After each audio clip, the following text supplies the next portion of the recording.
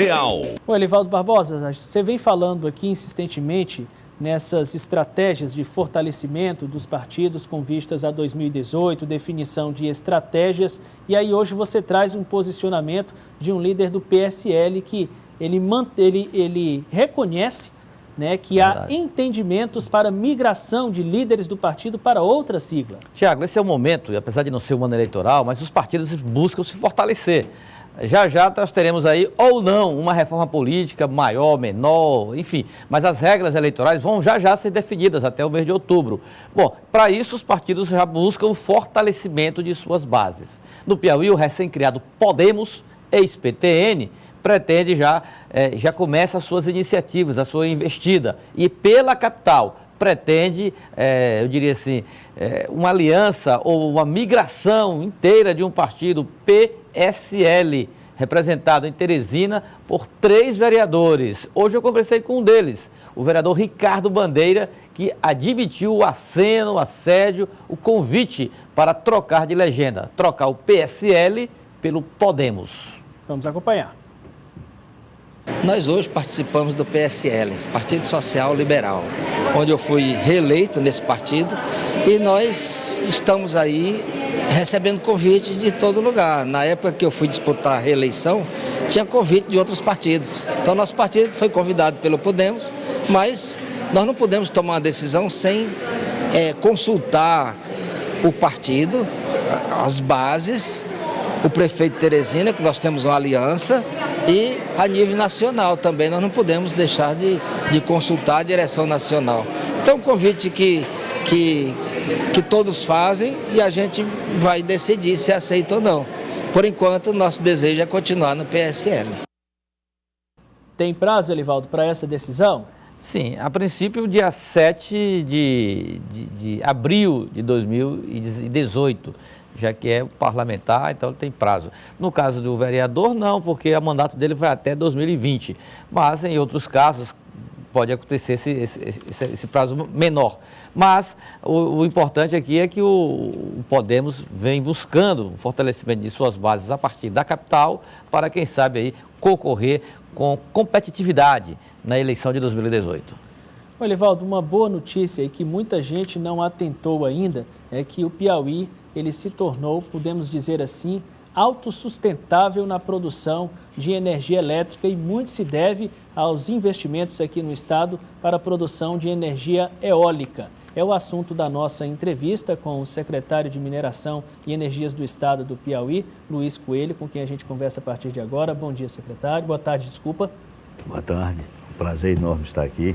O senhor está trazendo aí alguns números que mostram, inclusive, ou mostram também, que essa produção de energia limpa já traz benefícios ao meio ambiente. Exatamente. A gente tem um acompanhamento disso através da Associação de Energia Eólica do Brasil como um todo. É como se a produção de energia eólica hoje no Brasil como um todo, é como se nós já tirássemos 12 milhões de automóveis de circulação. Então veja o impacto positivo no meio ambiente, que é uma questão hoje onde o mundo todo se preocupa, né? E a nível do nosso estado é surpreendente nossos avanços. Nós somos o 4º produtor de energia, né, do país, energia eólica. O Piauí já produz mais energia do que o seu consumo de energia eólica. Nós produzimos algo em torno de quase 1.100 mega, o nosso consumo é de 867, só estou falando só de energia eólica. Daqui a mais ou menos 2 meses ou 3 vai ser posto em funcionamento os 2 parques fotovoltaicos lá na região de São João do Piauí, né? Um com 60 mega, que é da GPG, outro com 210 mega, que é da Enel Green Power. Somando os dois, são 270 mega. Veja o comparativo, maior do que Boa Esperança. Só o parque de energia solar de São João do Piauí. Só de São João do Piauí, já é maior do que a Boa Esperança. Então, são números surpreendentes e que levou tempo para que o povo piauiense acreditasse nisso. Até mesmo porque não é fácil, né? A gente é uma tecnologia nova, é um processo novo, mas que tem avançado e tem dado contribuições positivas para o engrandecimento do Estado. Eu digo sempre, não precisa ser grande economista nem administrador. Por que o Estado do Piauí consegue pagar a sua folha e ainda tem uma capacidade de investimento apesar da crise? porque nós tivemos crise em todo o setor. Se for no Cerrado, se a gente olhar para o Cerrado, hoje está bem, mas há 2 anos atrás, ruim, a produção era pouca. O FPM vem caindo, consequentemente o FPE, né? Teresina vive, o Piauí vive praticamente de receita como? Na prestação de serviço, que tem a capital do Estado, notadamente na saúde e na educação. Qual foi o fato novo que segurou essas quedas? As energias renováveis. Não tem outro segredo. Nós estamos falando de bilhões que se investe aqui no Estado. 20% de bilhões é muita coisa. 20% de nada não vale muita coisa. Mas e é um potencial já esgotado, ou seja, o Piauí já chegou no seu limite de exploração de energia limpa? Eu diria que nós estamos iniciando. Está pesquisado, vamos dizer assim, o filé da coisa, o filé do processo. Mas existe muita coisa boa para acontecer no Estado, tá certo?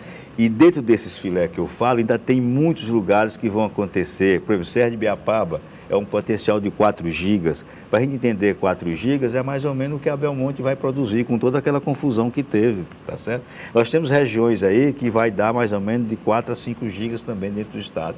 Então, o potencial do Estado é muito grande. Quando você compara com o Rio Grande do Norte, com a Bahia, às vezes lá nós estamos em 4º lugar, eles estão lá em 1º, 2º, Rio Grande do Sul, por aí, esses são os 3 que estão à nossa frente, mas aqui a capacidade deles já estão praticamente se esgotando.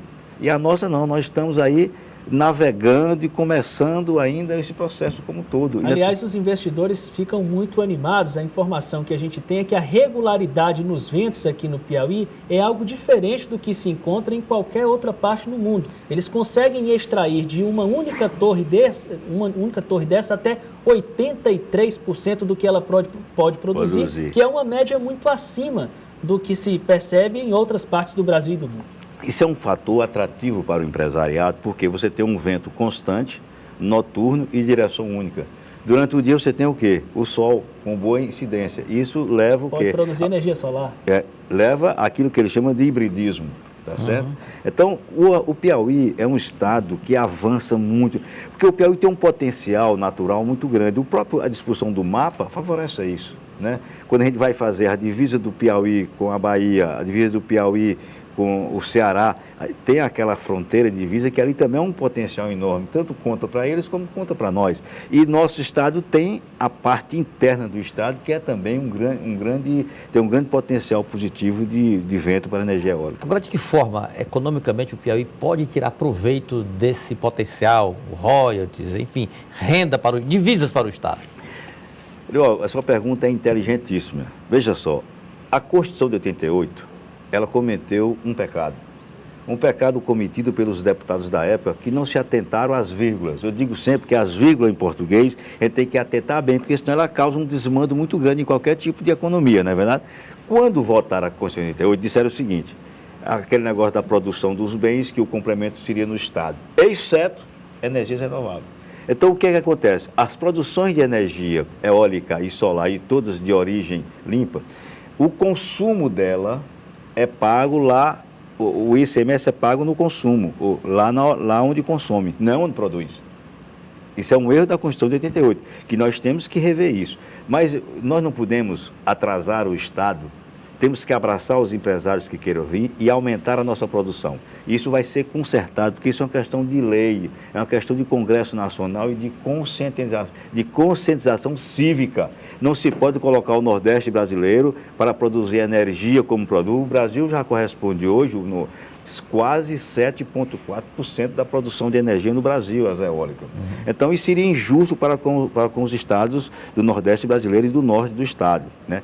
Do norte do país, mas isso vai ser consertado. Rivaldo, eu não tenho dúvida que nós estamos no caminho certo, nós vamos ver isso dentro de 2, 3 anos, a potência que vai ser esse estado, porque nós estamos caminhando a passos largos. Aliás, há informações, secretário, de que há uma indústria que confecciona essas torres que está se instalando no Piauí. Exatamente, isso é fundamental, porque às vezes a pessoa questiona assim, eu vou chegar lá na indústria, só um minuto aqui. Quando o sujeito instala uma torre daquela, ele ganha 1,5% da produção de energia que tem lá. Então, isso dá o quê? Em torno de R$ 1.400, R$ 1.500. Se ele tiver 10 torres... Deixa de ser uma renda, né? Claro, é de uma renda. E na construção tem a geração de emprego, né? Agora, o Piauí produz hoje 1.100 e pouco de energia eólica limpa. O consumo do estado é 867, mais ou menos. O que é que nós temos que fazer? é aumentar o consumo de energia do Estado, industrializando o Estado.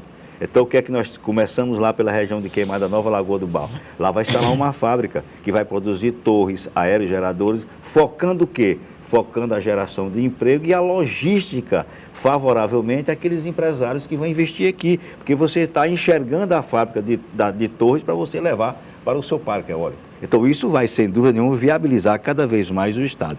Quem tem energia suficiente, quem de reserva, dá para industrializar o Estado do Piauí. Esse é o próximo passo que vai acontecer. Agora, secretário, na política, o senhor dirige e comanda no Estado o PHS, Partido Humanista Social, que enfrenta, o senhor me dizia agora há pouco, dificuldades internas no plano nacional, no comando nacional do partido. Isso pode repercutir no desempenho partidário nos estados, aqui especialmente do Piauí? Veja só, essa confusão a nível de Brasília, a nível nacional, já está há bastante tempo, certo? Há mais de 2 meses. Não houve muita repercussão na imprensa, Oswaldo, porque a imprensa está toda assim hoje envolvida com essas questões outras todas, né? Então é uma coisa insignificante para o conjunto maior que está acontecendo, a questão do Lava Jato, esse tipo de coisa. Mas está sendo resolvido. Uma vez resolvido a nível nacional, os estados conseguem prosperar. Nós tivemos uma reunião em Brasília, né, com o comando, e o que é que nós solicitamos? Não podemos tratar as regionais da maneira que está sendo tratada. Porque hoje só sobrou para você fazer política os partidos. Não existe recurso de empresa nem de outra fonte. A fonte é essa. Então é preciso haver um relacionamento justo e correto entre a União e os estados. É isso que nós queremos e defendemos. Mas o partido terá candidatos em 2018. A vereadora Cida Santiago ensaia aí uma candidatura à Câmara Federal. Sem dúvida, a Cida é um grande expoente nosso, é vereadora da capital, é uma pessoa com quem eu tenho um relacionamento muito bom. Tudo isso será definido no momento certo, no momento exato. Veja só, Ló, como é que nós vamos definir alguma candidatura se a gente não sabe nem a regra do jogo? Como vai ser a regra do jogo? Então, nós temos que primeiro saber a regra do jogo. O que é que vai contar para esta eleição? Aí sim, nós vamos tomar uma decisão nesse sentido.